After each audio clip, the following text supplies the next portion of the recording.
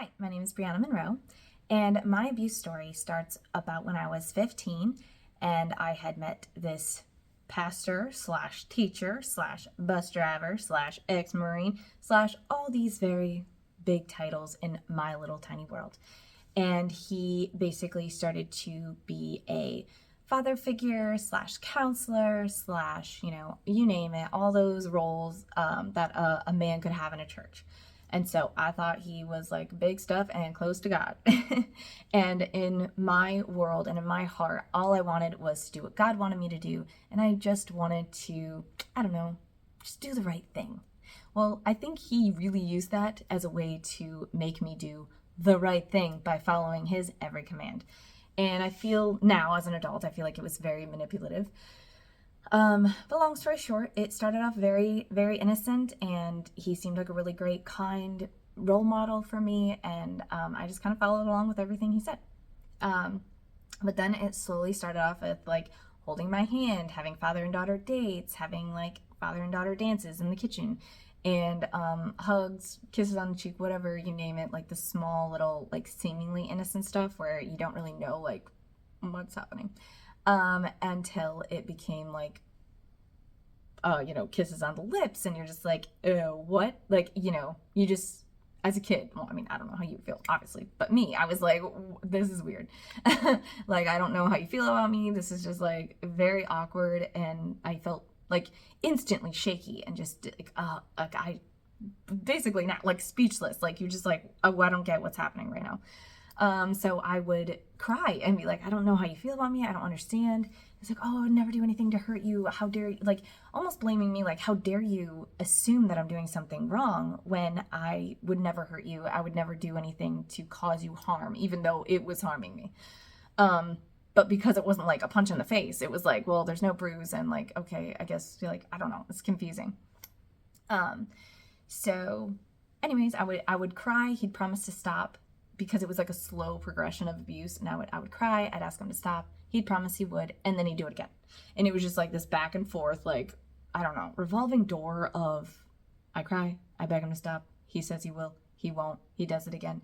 And it was just like months and months and stuff. And then that turned into years. And all while, he is encouraging me to like do what God wants me to do, read the Bible, pray, and giving me Bible verses of why he's the leader and why I shouldn't question him, and like getting his wife on board with things, and like me becoming like a family member and stuff like that, and me babysitting, and just all of that kind of stuff. So, but side note, while I'm, describing my story, I also have to mention that Ruthie and Larissa were a part of my story as well, and several other people like Chelsea Cooper. And they were all kind of intertwined with my story, but we didn't know each other's story necessarily at the time. So it's like we have our own like tunnel vision story of our abuse. But at the same time, like right before, right after, and during, there were things going on that we just had no idea. Like, we're passing each other in the halls thinking we're the only ones with the story, thinking we're the only ones being abused in this way. And yet, oh, right next door, there's another pastor or another teacher doing the same thing. Or maybe it was like the year prior or the year after, So I just have to mention, like, it's really sad and scary. And I remember Ruthie being super upset at one of our school camp, like chapel meetings or something. And I too remember being in a similar situation at like a school camp where we're crying in chapel and everyone's thinking like, oh, bless her heart, she's just getting closer to God by the minute. Look at her, confessing all her sins. But no, we were bawling our eyes out because we didn't know what to do when they're preaching about, being pure and being holy. And yet this grown man is taking advantage of us. And we think it's our fault. And we think we're the unholy ones that can never get married to a pure, godly man because we're being abused. But we don't know that. We don't have the verbiage to even say that. We just know that something's very wrong and we don't know how to stop it. So I remember talking to Ruthie about it, but at the time, I think when I was talking to her about whatever she was going through, it wasn't quite happening to me yet. Like, it was like in the grooming processes.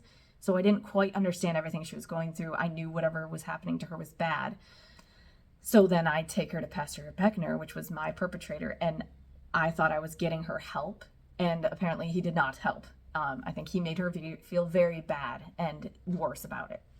So it's just awful. And it's just like a side note to like, while I'm an adult processing like everything that happened, and you're kind of putting like clues of your story together that you didn't know at the time to put two and two together.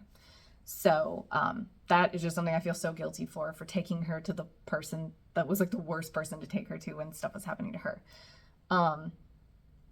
So, and then Larissa would have been a person that got abused before us, Ruthie and I, because she was older and things were happening to her before us. So had things come to light, maybe we would have been better prepared. And if the school and the church could talk about abuse out loud, it could help future generations, which is another reason why sharing these videos out loud, you know, it may seem silly, it may seem weird, but I'm hoping that other people, maybe in the next generation, can see it and realize like they aren't alone and they can come forward and they can get help and they can be supported.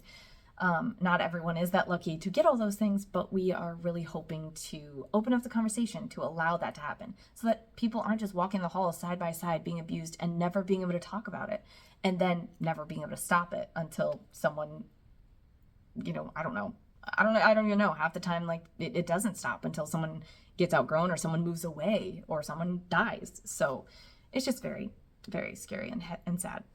And the other thing I wanted to mention about my story is that I feel like in my case, it was just, you just wouldn't believe it. It's one of those that you're like, no, this guy would not do that. No, he is like the picture perfect husband. He has the perfect, beautiful wife. He has, you know, 4 perfect kids and like a beautiful house. And like, it's just this wouldn't happen. So it's like even more tricky to come forward about it when you just don't think it would happen. And when would it happen? When you go to church and school like 6 to 7 days a week, how is there time?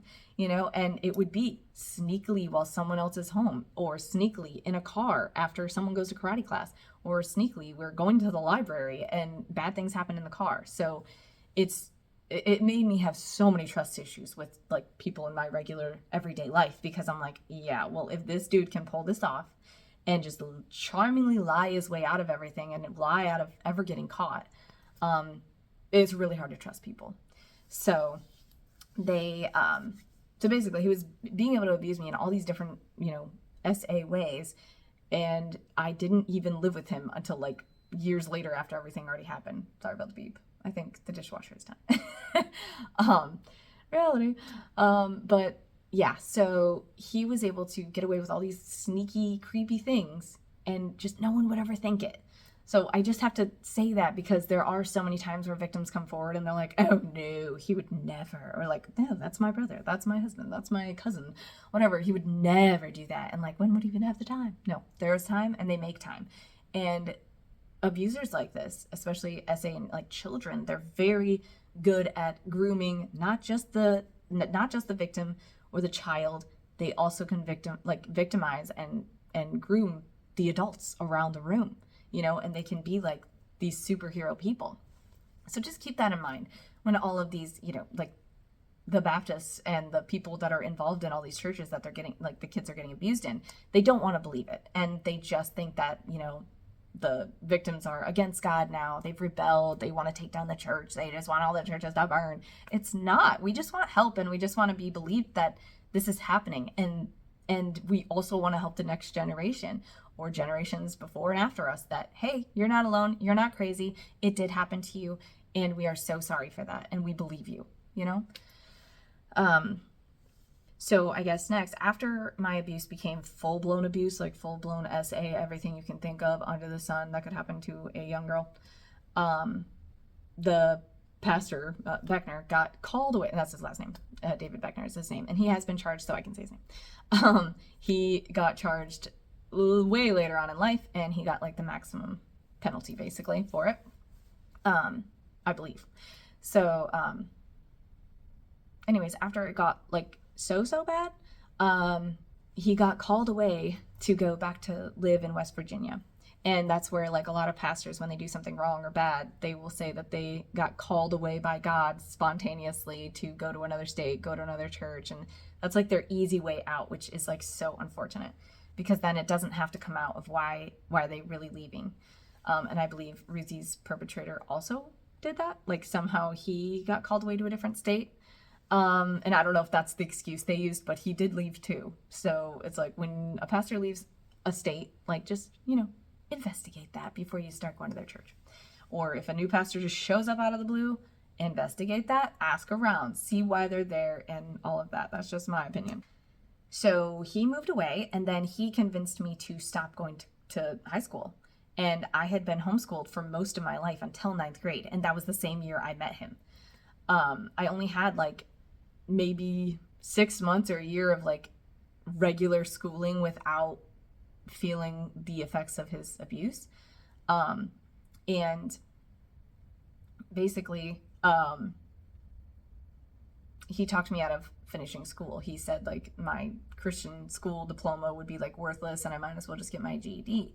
And then he talked me out of like staying with my mom, and he was like, yeah, well, she's about to get married, like just come live with us, whatever. I don't know if that happened at the exact same time, but that was gonna happen anyway, where I would be turning 18 and he couldn't wait for me to turn 18. That was like the most exciting thing to him. And I think it was because then he couldn't get in trouble for essaying me, and all of that stuff, because I'd be 18 and then he could like more easily get away with it, I think is what his plan was. Because like it sure sounded like that. Even as a kid, I was like, okay. I just had that understanding that once I turned 18, like our problems would go away or something. Not my problems, but his.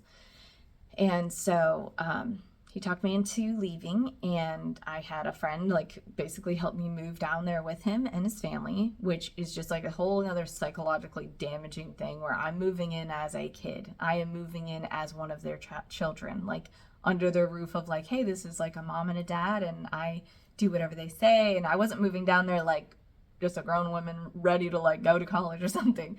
It was my understanding, like I was just one of their kids, just moving in because I was having a hard time or whatever. So that happened, and finally the wife found out due to me writing down a few dates in my lockbox that she broke into about it. So that's the only reason why I got out of the situation, honestly. So kind of thank you to her for getting me out of it, because otherwise if she didn't find out, then I probably wouldn't have gotten to leave. Do I think that she's standing by his side and blaming me? Yes. So that is unfortunate. And she had some choice words to say to me when she did find out.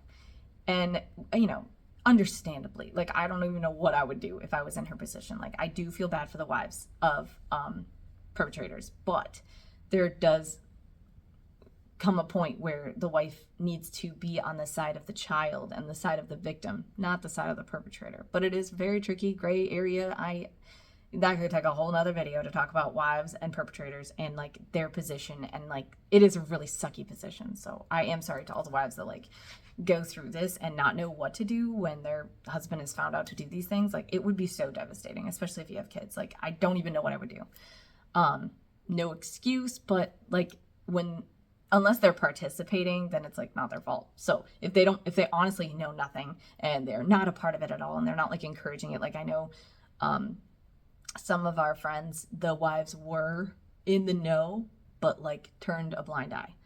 And that is so like gross and yucky. And I really want wives to do better in that case so that the victims can get help sooner. Because if wives, if you know, please like do your best to help that person. They don't want to be in that situation. Like if they're a kid or a teenager or whatever, they're not begging to be in that position with your husband. So don't take it out on the kid. Don't take it out on the victim.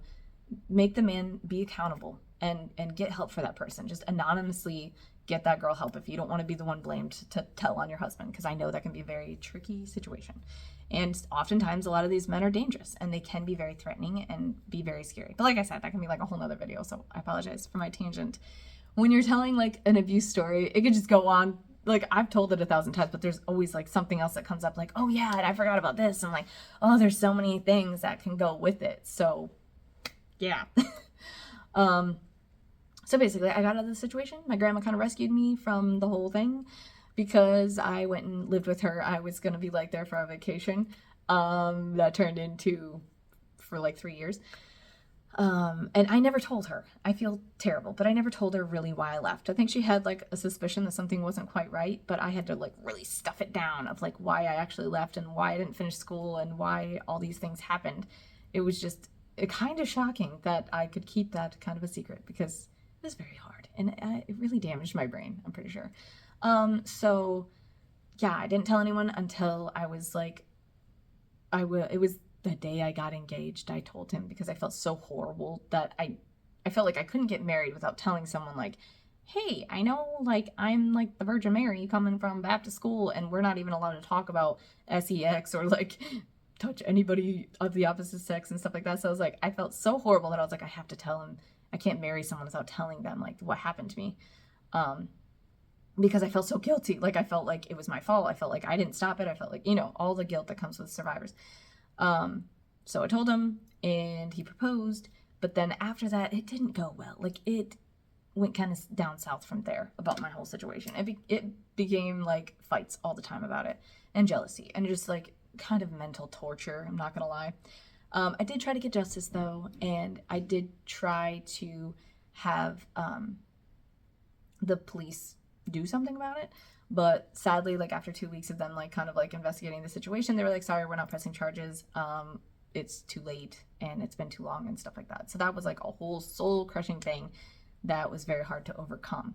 So it wasn't until Blind Eye Movement happened and all of us men and women from Grace kind of got together and started talking about our stories, which led the prosecutor and investigators and detectives, I should say, open up the cases again. And they were able to charge my perpetrator with the crime. And it was amazing. Like it was very healing and very cool. I mean, that sounds weird to be like, that's very cool. But it just was. It was so like healing. And that was the best thing for my mental health about that situation. Because like after he got charged and got arrested and everything, it was like, I don't know, the world just totally changed for me. I had way less panic attacks about stuff, way less like the overwhelming feeling like the world is on your chest kind of feeling and like, or on your back. I don't know. It was like the world was just hanging on you, and you just like had this like secret yuck inside of you until finally you got justice. So I know not everyone can get that. I almost feel like guilty that it's like survivor's guilt in a whole different way of like getting justice, and not everybody gets that. So it's really hard for me to be like, you got this, you can heal, but you might not get justice. And like, that sucks because I know that was such a pivotal moment for me. So the least I can do is just be here. The least I can do is tell you my story and hope that it resonates with you and hope that it helps you realize that you aren't alone and that you can get to the other side. It may look different though. It may, not be as wonderful as getting your perp to actually get, prosecuted for what he did. But it can look in a different way of healing. You can heal it in different ways. There are different ways to get to the same place, if that makes sense. It may not look like they took the same path. You may not get all the same things that I had.